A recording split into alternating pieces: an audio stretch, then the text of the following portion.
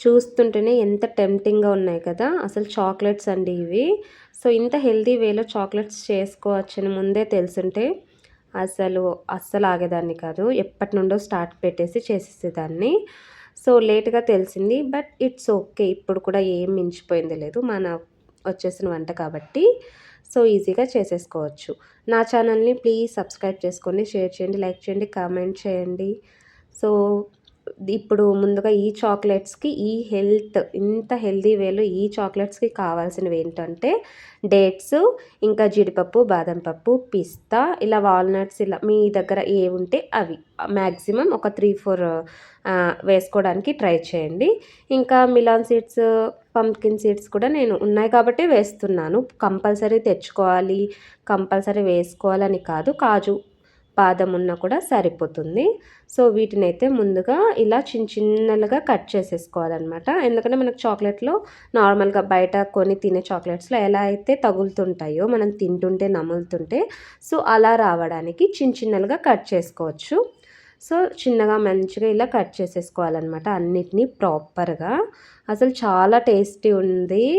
So, ఇది తప్పకుండా దీంతో పాటు మెయిన్ ఇంగ్రీడియెంట్ ఏంటంటే మనకు ఆ చాక్లెట్ ఫ్లేవర్, ఆ టేస్ట్ రావడానికి మెయిన్‌ది కోకో పౌడర్ అనమాట. ఇదైతే కంపల్సరీ వెయ్యాలి. ఇది వేయకపోతే మనకు ఆ చాక్లెట్ ఫ్లేవర్ ఖచ్చితంగా తెలీదనమాట. ఇదైతే కంపల్సరీ కొనాలి, ఎయ్యాలనే నేను చెప్తాను.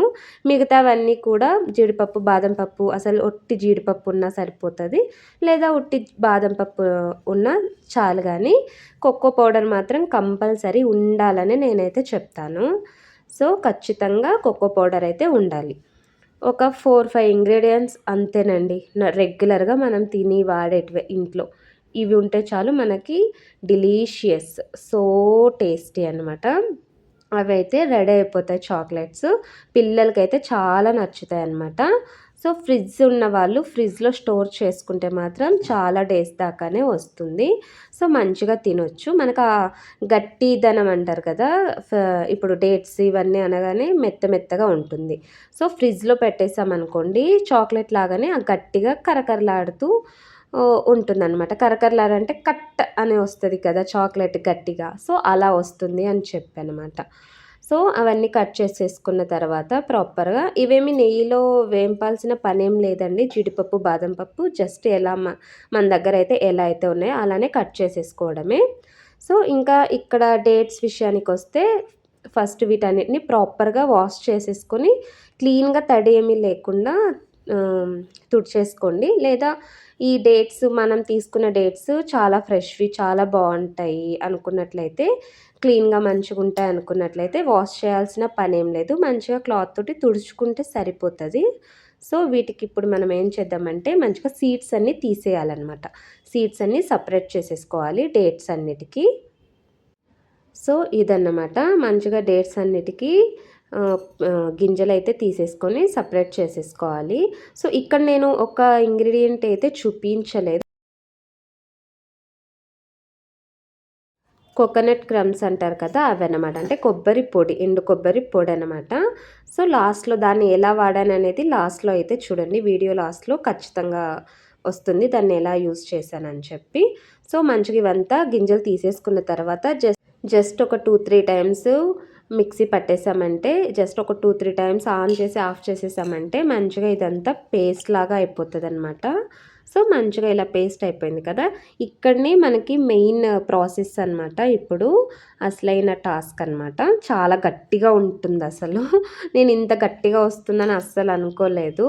సో, ఇప్పుడు దీన్ని మంచిగా మిక్స్ చేసుకోవాలి. చేసుకునేటప్పుడు కోకో పౌడర్‌ని కొద్దిగా యాడ్ చేసుకుంటూ ఇలా మిక్స్ చేసుకోవాలి. మనకి కోకో పౌడరు చాలా మంచిగా ఇందులో మిక్స్ అయిపోయి ఆ ఫ్లేవర్ వస్తది గదా! చాలా కమ్మగా వస్తది. సో, ఆ ఫ్లేవర్ మనకెంత మంచిగా వస్తుంది అనేంత వరకు కోకో పౌడర్‌ని యాడ్ చేసుకొని మంచిగా ఇలా మిక్స్ చేసుకోవాలి చేత్తోటి.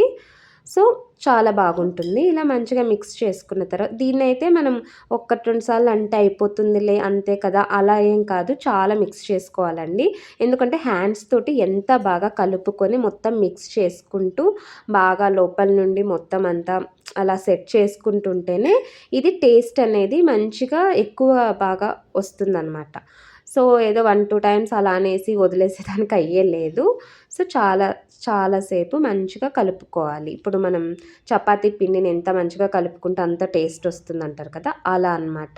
నేనైతే నేను తీసుకున్న ఈ డేట్స్ మొత్తానికి నాకు 1½ స్పూన్ అయితే కోకో పౌడర్ పట్టిందనమాట. అంటే ఆ టేస్ట్ ఆఫ్ ఫ్లేవర్ మంచిగా రావడానికి మధ్యలో ఒకసారి టేస్ట్ చూశాను.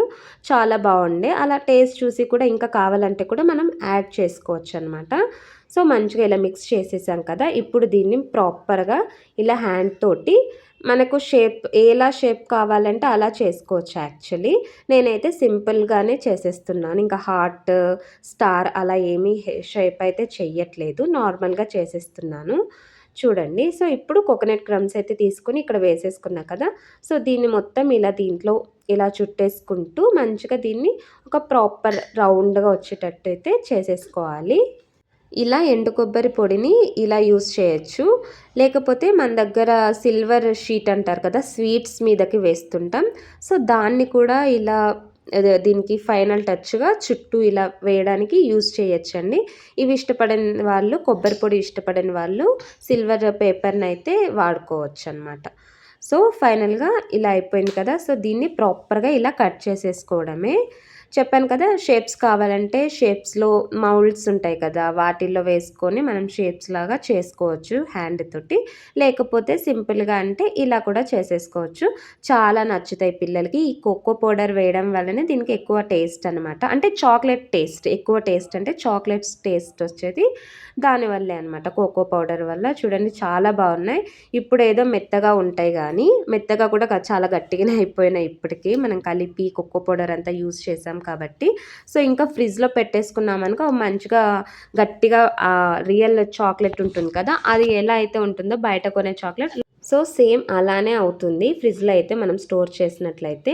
సో ఫైనల్‌గా అయితే చాక్లెట్స్ అయితే రెడీ అయిపోయినాయి. ఇంత హెల్తీ చాక్లెట్స్ నాకు లేట్‌గా తెలిసినందుకు నేను చాలా ఫీల్ అవుతున్నాను. సో ఇంకెందుకు లేటు నేనైతే తొందరగా అప్లోడ్ చేసేసాను.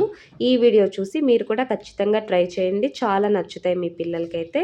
సో నా ఛానల్‌ని ప్లీజ్ తప్పకుండా సబ్స్క్రైబ్ చేయండి, లైక్ చేయండి, షేర్ చేయండి, కామెంట్ చేయండి. సో ఇంతే అనమాట. నన్ను సపోర్ట్ చేయండి. Thank you so much. Videos అయితే స్కిప్ చేయకుండా చూడటానికి ట్రై చేయండి.